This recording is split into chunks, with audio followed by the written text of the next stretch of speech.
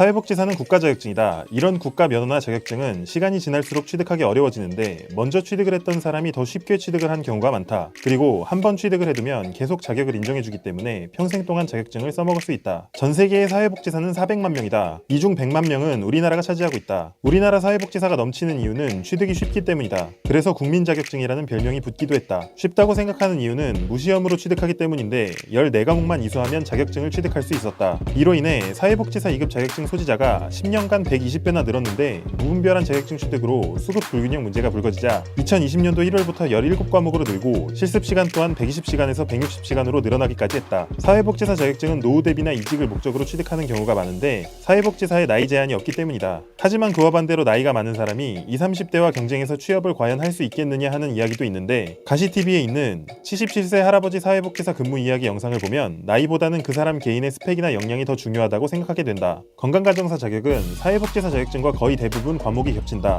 때문에 사회복지사 자격증을 취득했다면 두세 과목 정도 더 이수하는 것으로 건강가정사 자격을 손쉽게 취득 가능하다. 그래서 노하우가 어느 정도 있는 플래너라면 처음부터 두 가지 자격증을 고려해 계획을 잡는 경우가 많다. 혹시 지금 진행 중이거나 앞으로 진행할 계획이 있는 경우라면 꼭 챙기도록 하자. 사회복지사 자격증을 소지하면 요양보호사 실습이 줄어든다. 요양보호 업무 경력이 없는 경우 요양보호사를 취득하려면 총 240시간을 이수해야 하지만 사회복지사 자격증이 있으면 실습시간이 50시간으로 줄어든다. 생각보다 이걸 모르고 요양보호사부터 딴 경우도 많은데 요양보호사 자격증이 있더라도 사회복지사 자격증 취득에는 아무런 혜택이 없다. 그러니 둘 다 취득할 계획이라면 사회복지사 자격증부터 취득하는 게 좋다. 운전면허는 거의 필수로 알려져 있다. 직업 특성상 다량의 물건을 가지고 이동해야 하는 경우가 많기 때문인데 2종이 아닌 1종 자격증이 좋다. 컴퓨터 활용 관련 자격증도 선호되는데 사회복지 현장 실습만 나가보더라도 생각보다 서류를 다루는 업무가 많다는 것을 알 수 있다. 그래서 사회복지사를 준비 중이라면 이 두 가지는 기본으로 생각한다. 사회복지사는 사람을 대하는 마음이 우선이지만 당연하게도 결격 사유가 있는데 금고 이상의 형을 받은 범법자나 마약 중독자, 정신질환자 등은 일을 할 수 없고